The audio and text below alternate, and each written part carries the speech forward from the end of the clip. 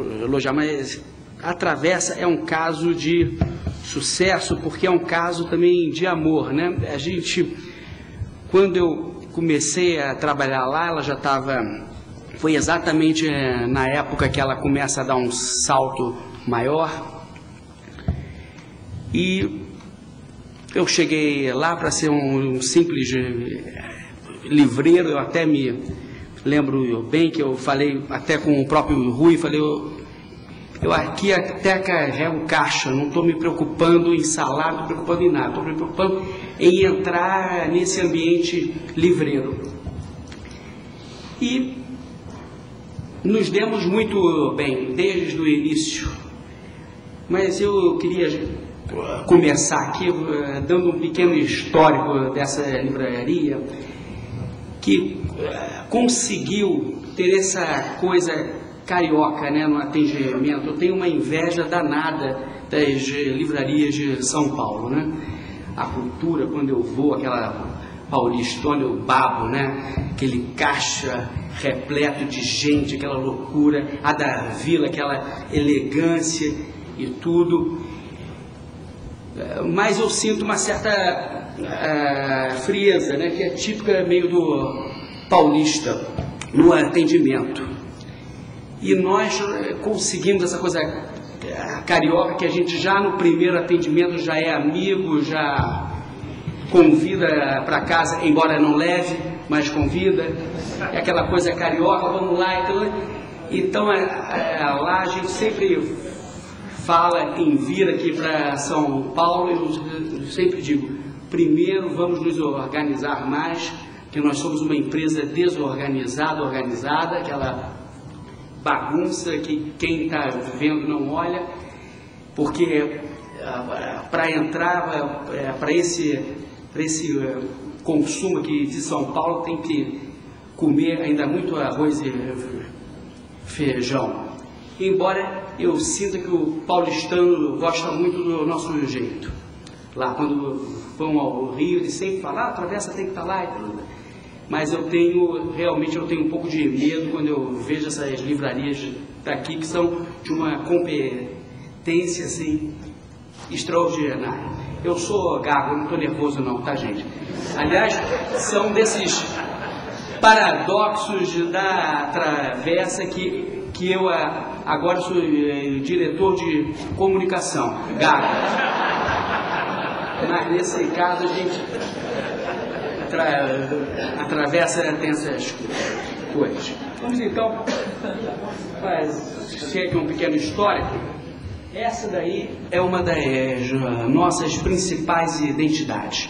A gente cuida da vitrine com um esmero total. A gente entende a vitrine como você está mostrando ao público a sua identidade. Essa é a palavra, cada vez, que eu acho principal. Identidade. Você ter uma identidade. E a Travessa tem essa identidade. Não há uma fórmula, como é que eu consigo essa identidade? É a própria sinceridade do nosso trabalho que nos deu essa identidade. Essa vitrine a gente fez no início do ano pelo evento do livro e do filme da Alice, no País das Maravilhas, e foi uma vitrine de uma sorte que a gente deu, porque precisa ter um pouco de sorte.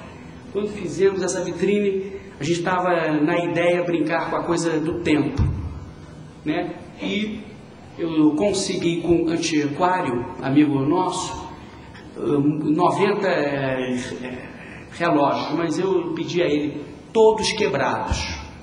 Não quero um funcionando, porque essa é que é a brincadeira.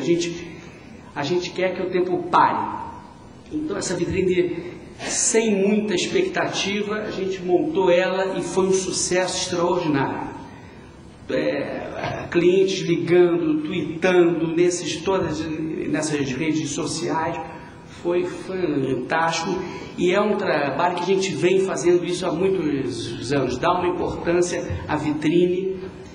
Agora mesmo, segunda-feira, eu estive com o Ferreira Goulart, que setembro completa 80 anos, para a gente já programar todas as vitrines da Travessa em homenagem a esse grande poeta.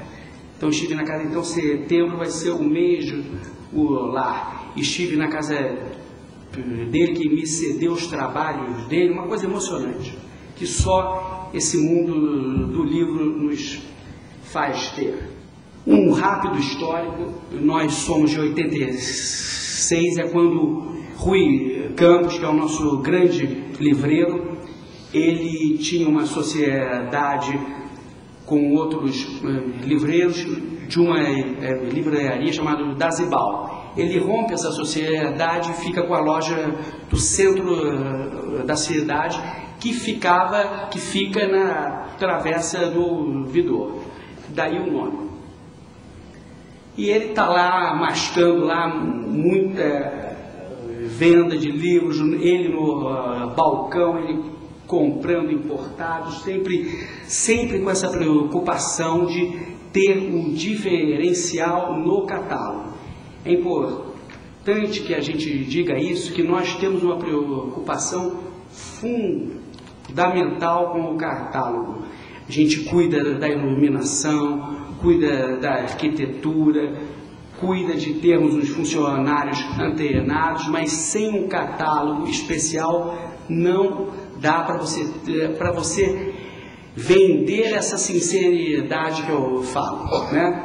E cada vez mais essa questão da virtualidade, internet, fazem um terrorismo louco de uma questão completamente que ninguém tem certeza de nada. A única certeza que a gente tem é o seguinte: fazendo o nosso trabalho bem feito, não há como morrer. Não há como morrer. A gente tem que procurar ter sempre um catálogo sensacional. Então, em 95 tem a concessão para o CCBB, depois tem a primeira loja de Ipanema, e aí é bom a gente ter sempre um faro, né?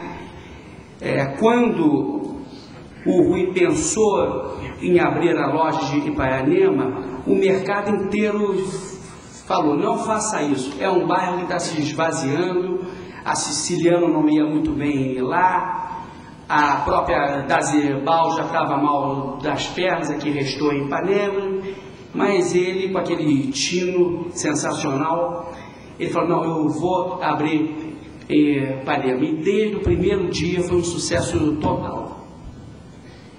Depois a gente consegue a loja da Rio Branco, que não é num ponto nobre dessa avenida, mas o prédio só vale qualquer coisa. É um prédio lindo, histórico, do início do século.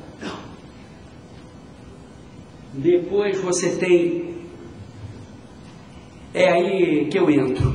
Eu entro em 2002, na abertura de Ipanema, como a gente chamou, Travessona, né?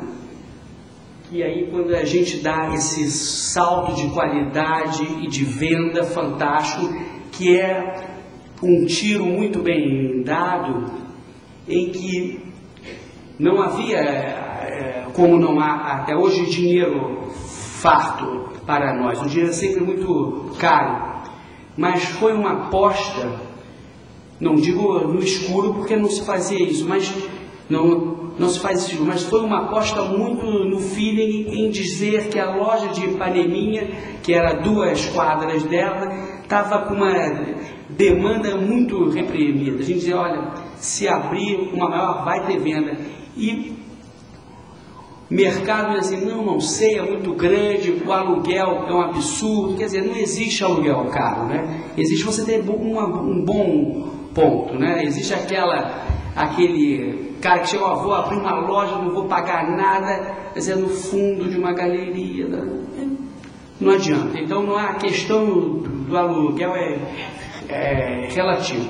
Então, esse aluguel que era um absurdo, hoje já não é mais, porque desde que a loja